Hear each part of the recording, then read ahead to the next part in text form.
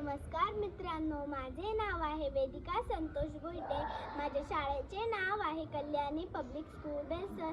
माझ्या नाट्यछटाचे नाव आहे अहिल्यादेवी बाई होळकर.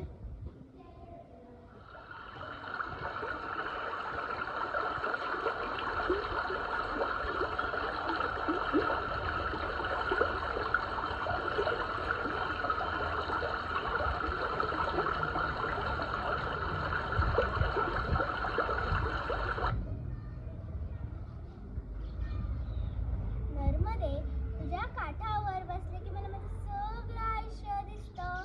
मी एका चौडीच्या घरातली पाटलांची मुलगी अहिल्या. मल्हाररावांनी मला सुनेपेक्षाही लेकीसारखे मानले आणि खंडेराव माझे खंडू.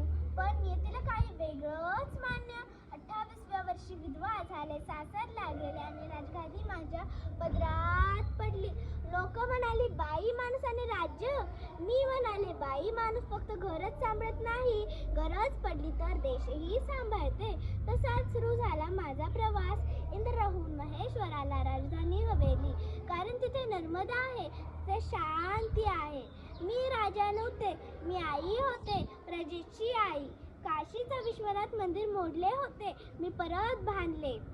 सोमनाथ, द्वारका, गया, बद्रीनाथ, जिथे जिथे हिंदूची श्रद्धा होती तिथे तिथे मी मंदिर उभारली, घाट बांधले, विहिरी खणल्या, धर्मशाळा उभारल्या. न्याय, अरे न्यायासाठी माझं दार 24 तास उघडं असायचं. एकदा एका शेतकऱ्यांची बैलजोडी चोरीला गेली. तो थेट दरबारात आला. मी स्वतः त्याचा निकाल लावून दिला, कारण माझ्यासाठी शेतकरी आणि सैनिक दोघेही सारखे. एक पोटाला अन्न देतो आणि एक रक्षण करतो. पोटाला अन्न आणि मनाला देव लागतं. लोक मला राजमाता म्हणायचे, पण मी स्वतःला नर्मदेची लेक म्हणून घ्यायचे. म्हणतात, पुण्यश्लोक म्हणजे पुण्य लोकांचं भलं होतं. 40 वर्ष राज्य केले, एकही उधरले नाही, एकही रुपया खिशात ठेवला नाही. जे सगळं कमवलं ते सगळं प्रजेसाठी आणि देवासाठी खर्च झाला. आज 2026 आहे. माझी घाट आहे, माझी धर्मशाळा आहे, माझे महेश्वर आहे, माझे वस्त्र उद्योग आहे. मुलांनो, एक लक्षात ठेवा, राजा होणं सोपं आहे, पण लोकांचं होणं कठीण.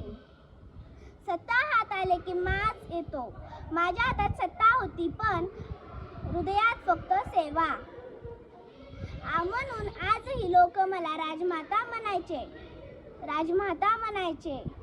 अहिल्यादेवी बाई होळकर. धन्यवाद.